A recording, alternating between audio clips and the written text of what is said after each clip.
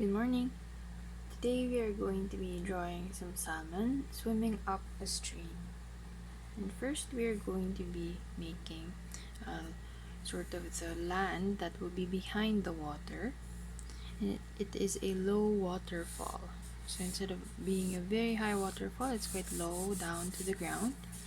And when you draw this, use your black crayon and sort of just let it fade away because this will be covered by the water later on.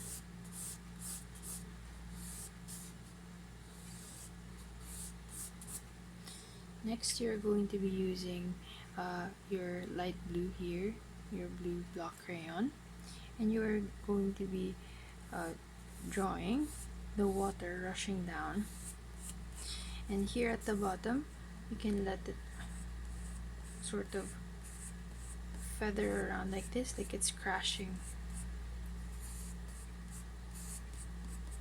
And then you can add the water in the background here.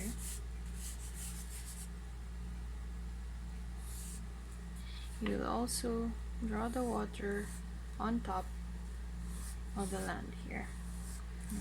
Again, you can make it crash here at the bottom. Feel free to let the lines show.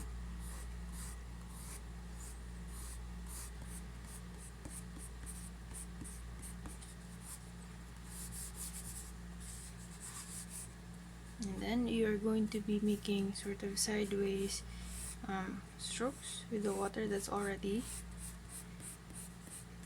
in the lower part of the river. And you can just let the rest here fade away. You can add maybe some small hills at the back as well in the background, but our salmon will be swimming up on this part.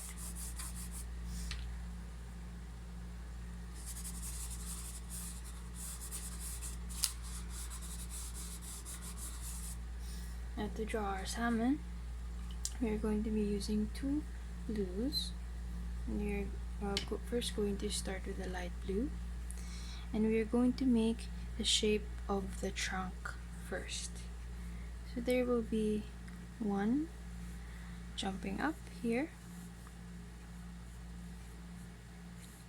and we are sort of making a very narrow eye shape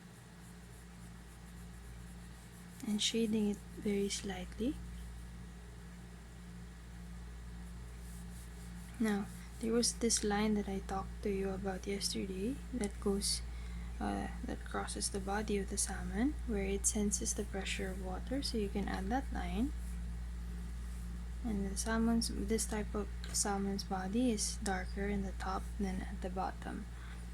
So now with your darker blue, you can add the top part and add the fins, one here at the top. This doesn't have to be so exactly in the corners, just sort of paint with your pencil. And then its fins will be playing out in two directions here. Then it will have two sets of side fins, one here, and then one lower, and then on its back it has one here and one here. And then you can show its eye and its gill. Now another salmon could be facing sort of with its back towards us. So this will be in the top of its body, and so we are using just the darker pencil.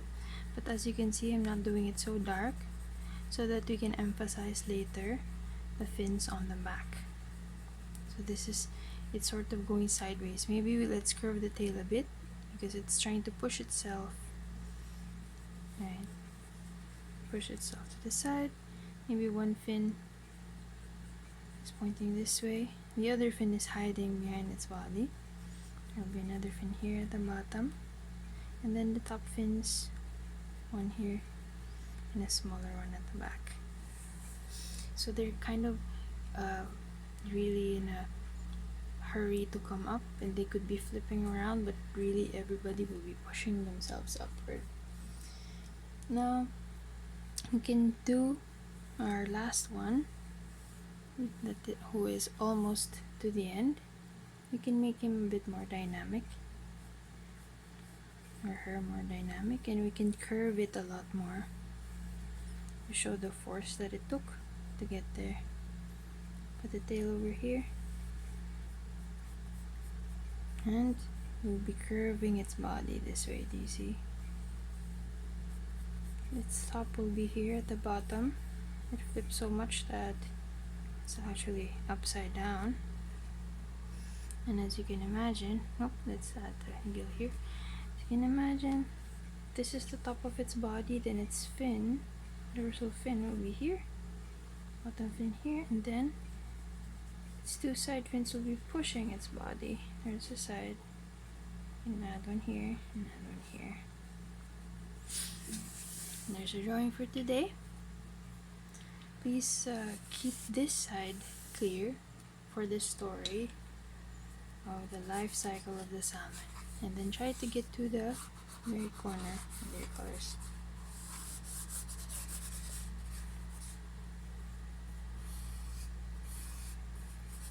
You can enhance the colors and just use your own senses, your own eyes, to see what can be improved in your drawing. Maybe you want to emphasize more the rushing river here. Maybe you want to use your pencils to show some bubbles going down the water, some splashes.